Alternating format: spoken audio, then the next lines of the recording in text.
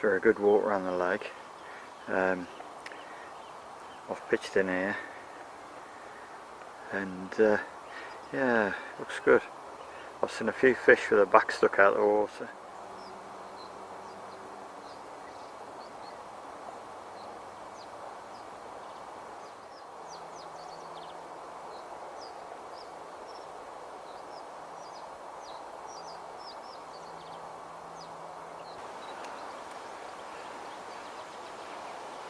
Cracking fish. Bit of a ghosty. Yeah.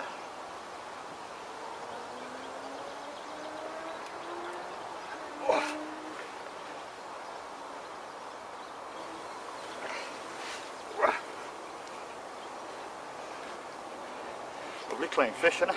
Yeah.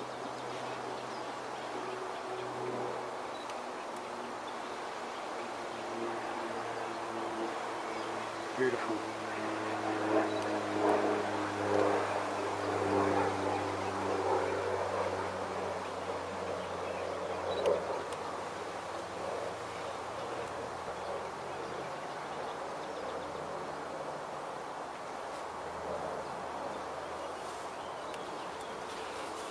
Beauty. Oh, Cool. they're getting bigger.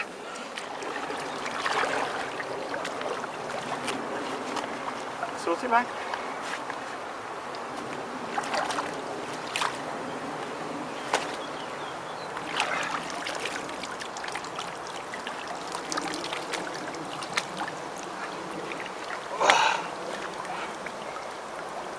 Beautiful.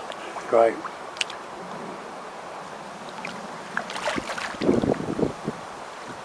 Had a beautiful 28 pound, was it 28 pound 6 ounce common, ghosty common this morning. Absolutely fantastic. Well chuffed with that. It seems to be coming together a bit. I've managed to intercept the fish. If you remember last time, I had a bit of a rough session waiting for them to come round into the bay. They come round a bit late. So what I've done, I've made my way round the point where they come round, and where I saw them rolling and splashing and sticking their heads out. I've basically moved into there. I had a bit of an inkling they might be here actually, but you know, it's two weeks on since that session, so it's looking good. Plenty of fish in the area. I'm surprised I haven't had another one, to be honest. It's like mid-afternoon now. It's quite warm. It's absolutely brilliant. To be honest, there's the odd storm cloud keeps coming over, but keeps the pressure down a bit. But yeah, it's looking really good. I've moved another rod up onto the shallows slightly. With all the fish with their backs out of the water, I can't see the point in keeping two of the rods deep and only one shallow, so I've swapped it around. I've just got one deep and I've got the other two shallow. But the problems you get with the shallow water, there's obviously weed. Basically what I've done, I've little solid bags, encapsulated my lead and everything, and coming down on top of the siltweed. And the other rig is pretty much my standard rig. I've basically got a couple of PVA nuggets and a little triangle of boilers, so that, you know, sits up off the bottom, a bit like fishing the silt, but obviously I'm not in silt, I'm in weed. There is the odd silt patch about, but on here, on the shallow bar, there's plenty of weed out there, but it's just finding the right spot. I did reel in one rod from last night, and it was hung up on a piece of weed, so I'll see how this session goes, to how many bites I get, to whether I need to change something else. Right then, I've got a couple of presentations here for you I've been using in the weed and in the chod. Obviously you've got your bog standard chod rig, and there's basically a solid bag, but generally I only use boilers. I tend to be getting pestered by the bream when I start putting pellet in, so I've just tied a couple up to drop in the margins so you can have a look at how they break down. And then I literally just drop the chod rig in the water, sat nicely on top of all the bits of chod. what can you say? Well, you know, it's one of those rigs, chuck anywhere rigs, but generally I like to fish me up baits on the deck, but it is a way of fishing in the chod, obviously. Right, I'll pop the other one in. Right, then I'll just drop the solid bag in there. As you can see, there's a little PVA nugget just holding my up bait up.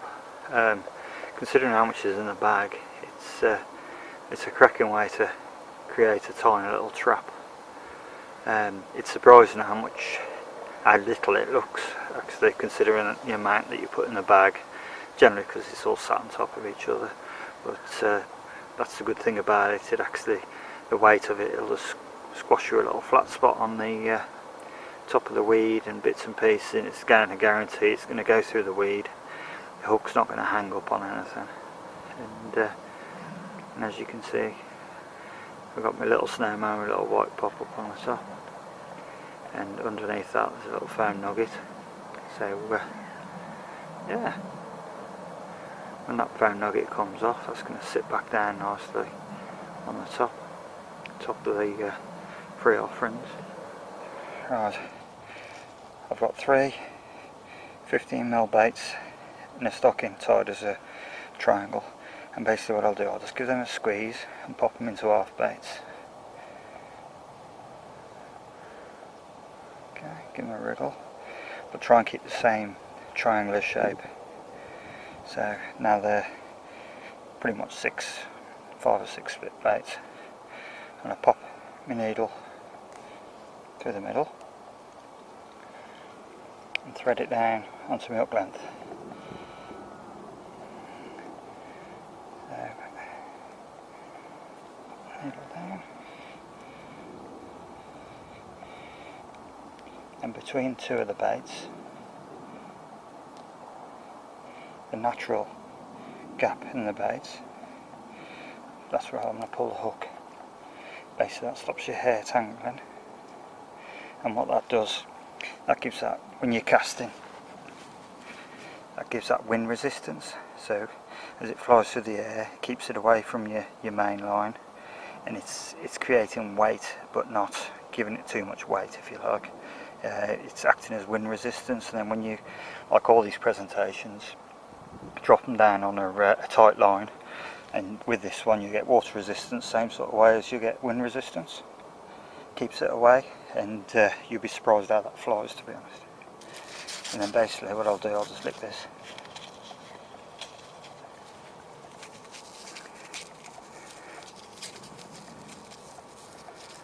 Get that little squeeze behind there, and basically what that'll do, that'll give that some buoyancy, and that'll stand up off the bottom, and the split baits will break out, and basically that'll coil back down, coiled up onto the lake bed. Obviously without the 3 baits, because they would have come out the PVA. So and that's pretty much my coil rig, and that's caught me hundreds of fish. I hadn't long done the rods, to be honest. 31 pound dead. Oh, beautiful fish, lovely merit. Oh. Again, out of Shropshire. Coming together a bit now. What a beauty. Monster squid again. Off the same spot as the 28.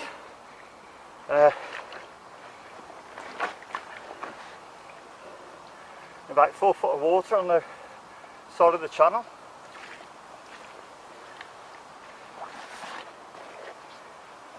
Thought I'd show you. Beautiful fish. Oh. July. Thought I'd tell you. Oh, what a stunner. Just over a lightly peppered spot.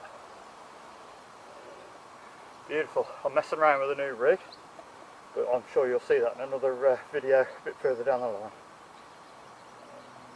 So I'll get her back and see if I can get another bite head in a bit.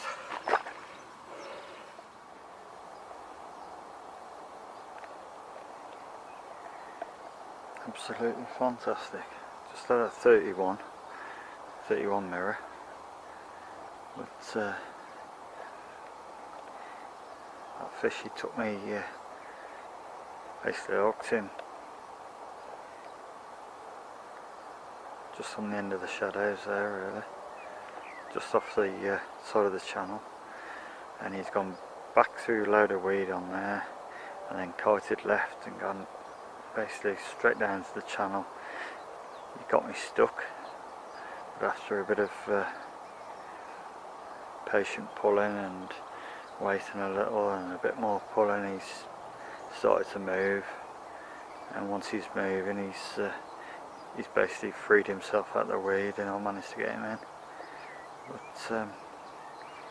it's certainly quieting the swim down a bit. I haven't seen a fish since I've had that one, actually. I suppose it's just me being greedy, I suppose, but just coming into my last night now. So see what happens, eh? Well, I'm just coming to the end of the session.